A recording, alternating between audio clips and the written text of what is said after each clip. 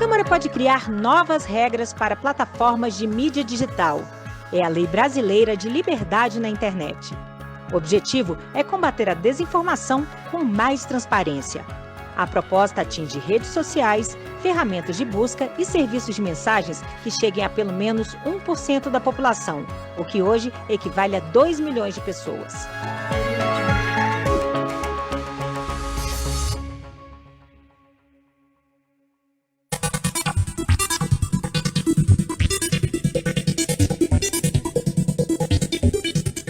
A maior parte dos mecanismos e dispositivos do PL, assim chamado PL das fake news, né, o PL 2630, ele traz restrições ao poder das plataformas digitais, ele traz restrições ao poder das empresas de mídia social e não restrições à autonomia e à liberdade de expressão dos usuários e usuárias. Ele garante que o usuário não será censurado por uma plataforma de várias maneiras. A gente não pode esquecer que esse PL não é um PL sobre desinformação.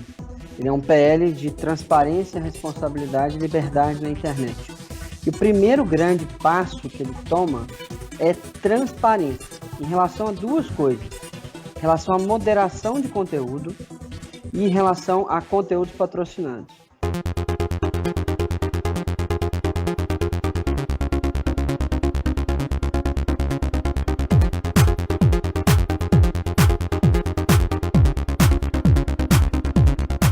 Em especial na moderação de conteúdo, o que é isso?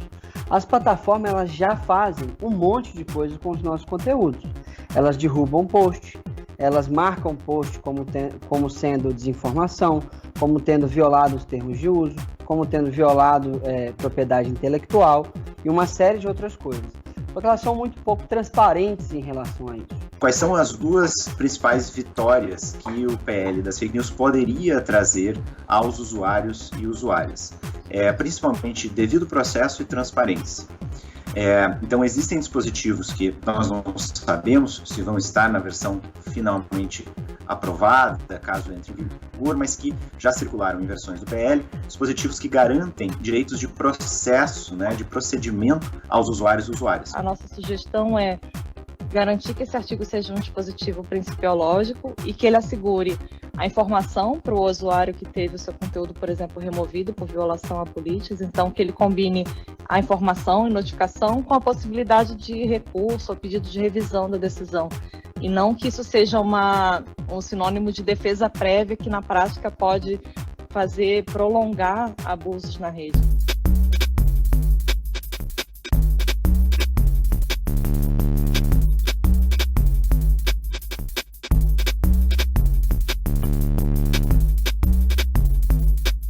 Não acho que seja realmente ideal se transferir para as plataformas uma espécie de poder de polícia que é típico da administração pública de, independente de ouvir a parte contrária, retirar esse conteúdo da internet.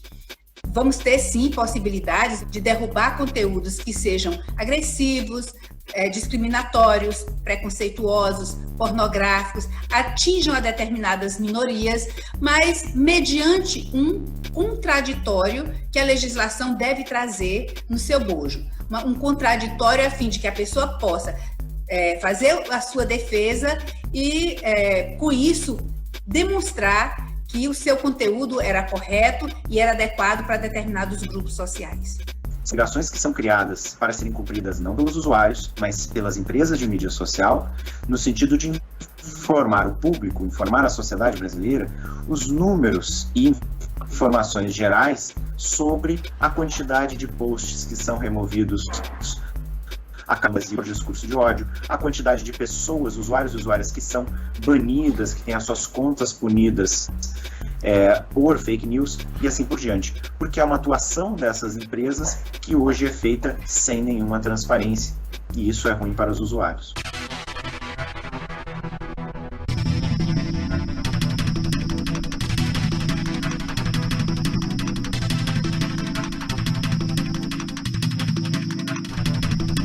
E a ideia é que o cidadão ganhe com mais transparência, saber que tipo de conteúdo está sendo derrubado, quais são os motivos, a fundamentação, quais são os critérios que levaram à retirada daquele conteúdo, né, da internet, né, do meio virtual.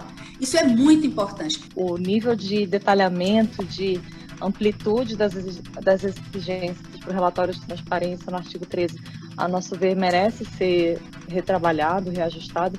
Então, a nossa sugestão aqui principalmente é evitar esse ultradetalhamento e explorar espaços de, por exemplo, corregulação, de autorregulação, com boas práticas que detalhem determinados itens, determinadas questões para um relatório, a depender do tipo de plataforma, ou depender do contexto. Então, explorar esses espaços de e autorregulação é algo que é interessante, algo que vem sendo explorado, por exemplo, na Europa. A transparência na moderação de conteúdo está para o combate à desinformação e ao crime na internet, assim como a transparência nas contas públicas está para o combate à corrupção. É o primeiro grande passo. É assim que a gente conhece o fenômeno. Então é muito importante que os relatórios de transparência existam e precisa, sim, daqueles vários dados que está sendo colocado lá, que não viola a individualidade de ninguém, são todos dados agregados, mas serão muito importantes para a gente conhecer melhor esse fenômeno.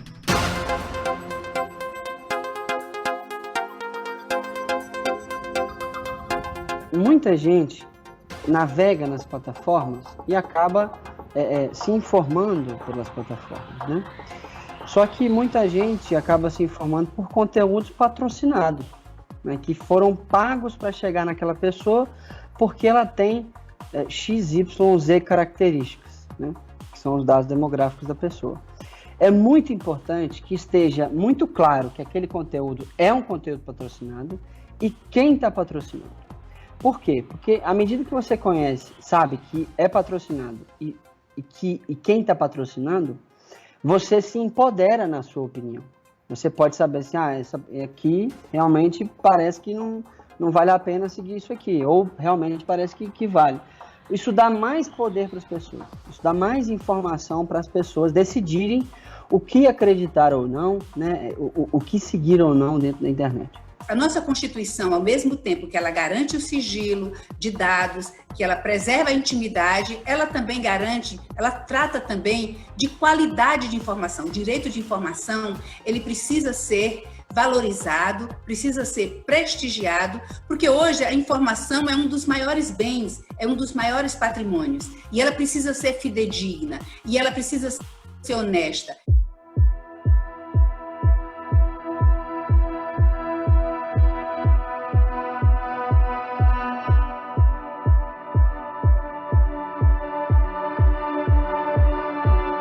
A questão da identificação, eu repito, a identidade, ela é um patrimônio pessoal, é um patrimônio da família, é um patrimônio dos amigos e às vezes um patrimônio até mesmo do negócio daquela pessoa.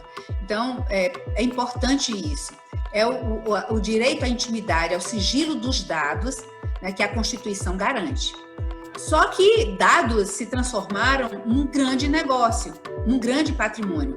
Então o legislador tem que se equilibrar no sentido de que esse anonimato, mais uma vez, não seja benefício, não se abuse desse direito, mas também não há um escancaramento dos dados. É importante de registrar também que na internet, de uma maneira geral, essa figura do anonimato, ela merece muitas aspas, porque navegar na internet é deixar rastros, né? E para além disso, a lei brasileira já tem meios que permitem a identificação de usuários. O Marco Civil da internet, por exemplo, já tem regras satisfatórias que permitem a identificação de usuários, por exemplo, por meio do fornecimento de número de IP. Essa lei, a gente está fazendo modificações nela para que ela se torne totalmente alinhada com a Lei Geral de Proteção de Dados. Os crimes que são feitos na internet, seja a questão da desinformação, seja crimes de fato, eles acontecem com contas falsas, eles acontecem com dados roubados de pessoas comuns.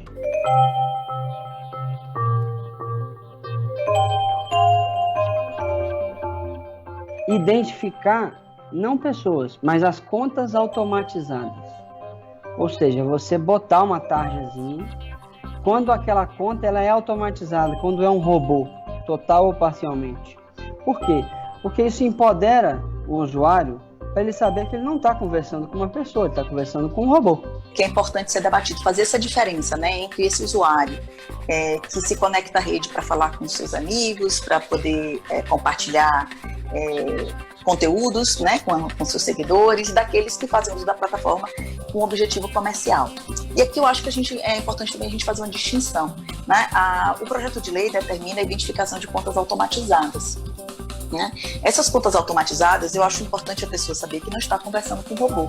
Não é que a conta automatizada deva ser proibida.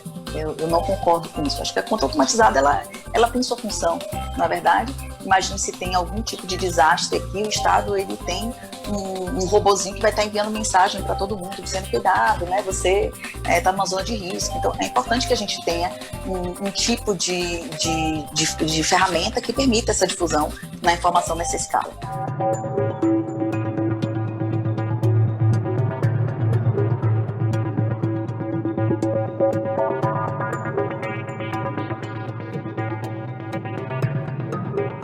A gente tem que verificar em que medida a gente não vai estar vulnerabilizando as informações de todos em detrimento de alguns, né, que usaram do serviço de maneira a contrariar até os próprios termos de uso da plataforma, né, do serviço de mensageria nesse caso, e a gente pode estar vulnerabilizando todas as nossas mensagens, né?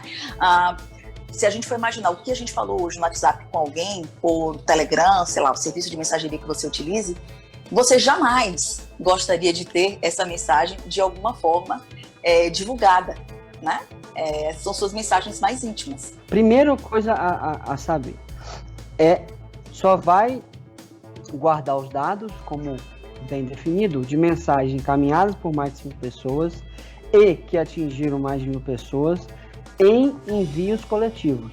No 1 a 1 não vai também. Ou seja, é grupo, lista de transmissão e similares.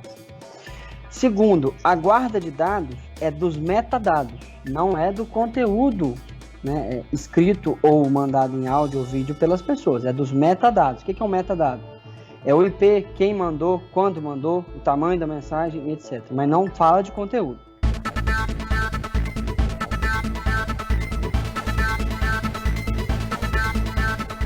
Por um lado, você tem a necessidade daqueles que pesquisam e tentam rastrear pessoas que cometem crimes, e muitos dos crimes na internet hoje são cometidos por mensageria privada, você conseguir chegar na fonte. E quem começou a onda? A questão é, que tipo de valor nós, enquanto sociedade, entendemos que vamos dar para as mensagens de todos, em detrimento de alguns que estão fazendo uso indevido. Então, acho que essa é uma valoração que a gente precisa ter. Existem transações, existe troca de dinheiro. E essa troca de dinheiro, ela deixa rastro, né? Então, em que medida as investigações não podem estar sendo focadas no fluxo de dinheiro, né? Não tem aquela famosa frase, follow the money?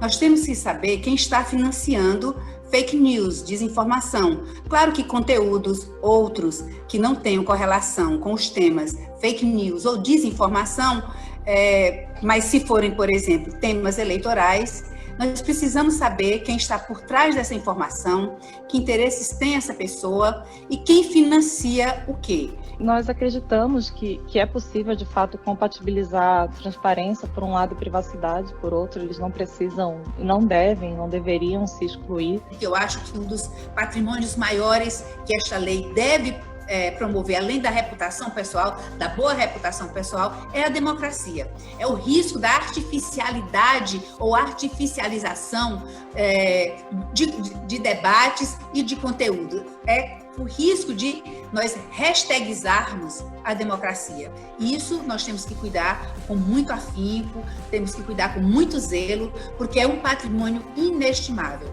A democracia é uma conquista do processo civilizatório, é uma conquista da humanidade.